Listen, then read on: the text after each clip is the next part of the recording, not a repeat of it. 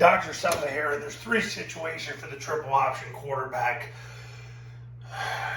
The number one is 80+% of the time, based on what my clients have told me over the last decade, and that's you've got number one touching the tackle, and then you've got number two is right next to him.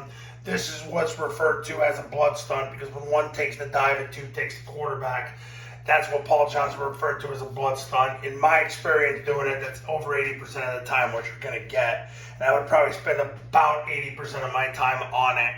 I don't think you need to spend more than that, because there's two other situations. The second is an eagle situation. Now, an eagle situation is when you've got a defender touching the tackle, but he's off the ball, so he's an eagle linebacker, and then you've got a guy that's outside of him. That's an eagle situation, so the quarterback's responsible for 1 and 2.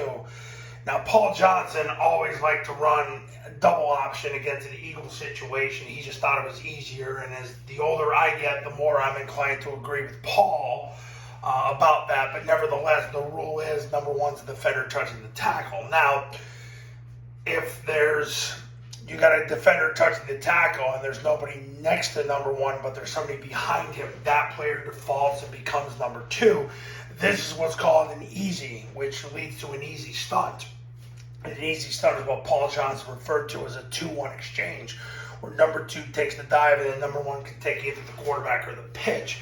You've got to work that situation with your quarterbacks, because it's a situation, especially in 4-3 defenses, you can get that look with the easy stunt.